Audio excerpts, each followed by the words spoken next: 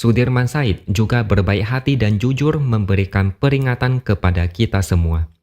Dia secara tidak langsung kasih warning kepada rakyat supaya jangan memilih Anies.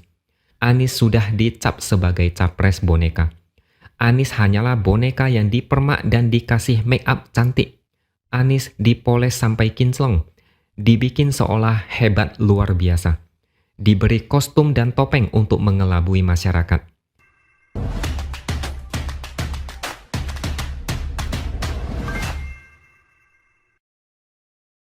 Halo, bertemu lagi dengan saya X Hardy di Opini Seaword.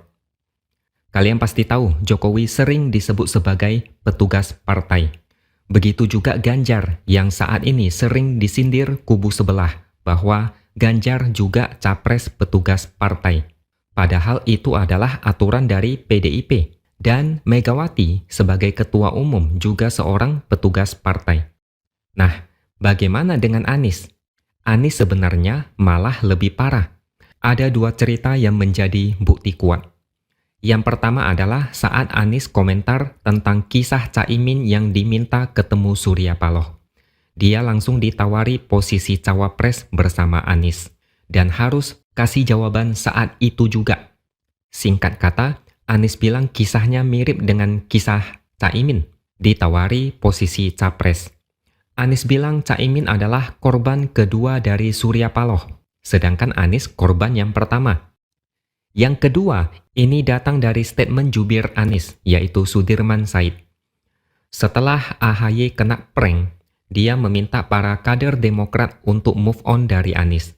Sudirman Said kemudian memuji sikap AHY yang sudah move on. Sudirman bilang Anies bukan pengurus partai, bukan kader partai sehingga tidak punya daya untuk memutuskan apa yang sudah menjadi pilihannya. Anies bukan kader partai, jadi memang tidak cocok dengan sebutan petugas partai.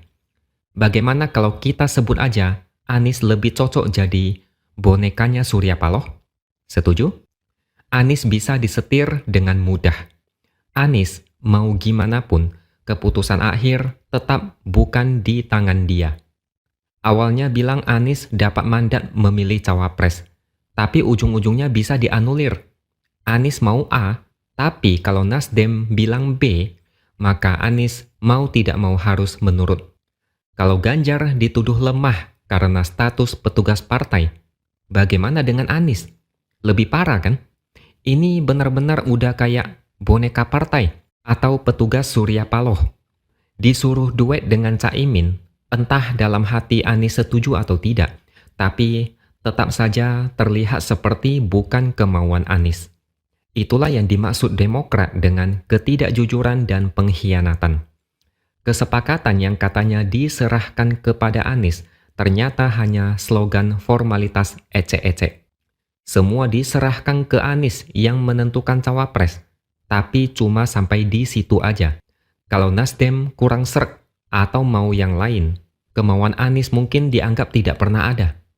Agak geli aja, Anies tidak punya daya tapi kok nyapres. Nanti kalau jadi presiden malah makin lucu.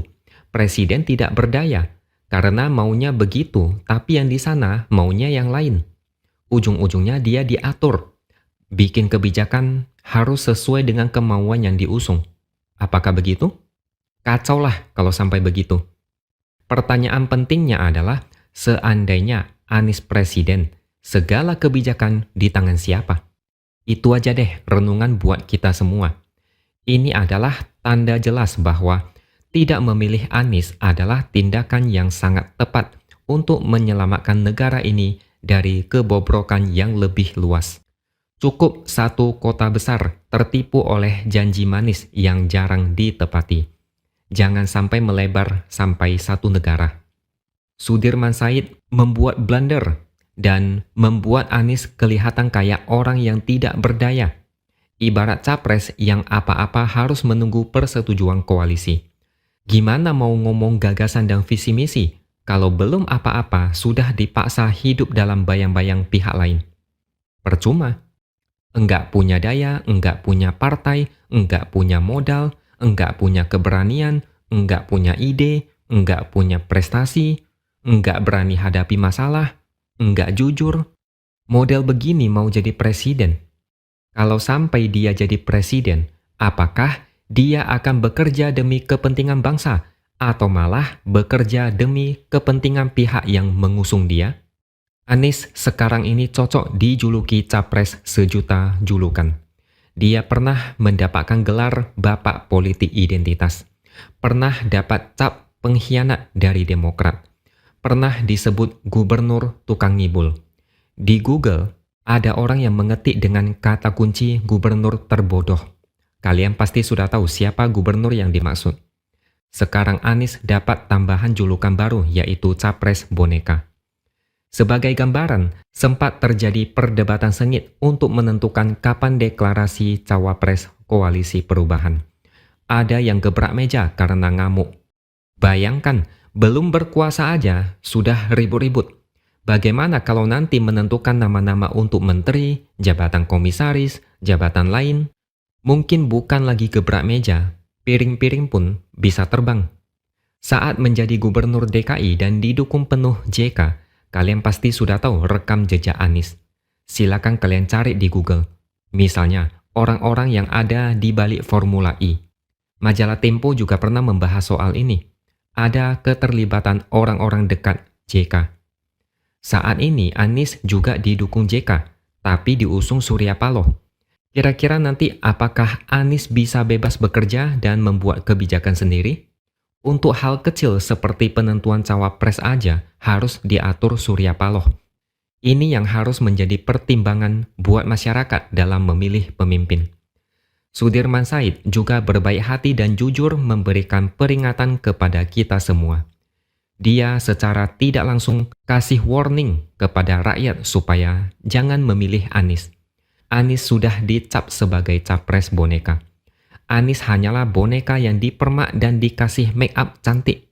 Anies dipoles sampai kinclong, dibikin seolah hebat luar biasa. Diberi kostum dan topeng untuk mengelabui masyarakat. Ternyata Anies tidak ada apa-apanya, tidak berdaya, tidak punya power, mau gerak kemanapun terpaksa diatur karena di belakangnya ada oligarki yang memegang remote control di balik layar. Katanya Anies diberi mandat, itu cuma formalitas atau narasi palsu untuk mengelabui masyarakat. Kadang lucu melihat kelakuan pendukung Anies. Mereka memuji Anies itu anti-oligarki, tidak akan disetir oligarki. Tapi faktanya untuk memilih cawapres aja harus diatur oligarki. Itu muka mau taruh di mana?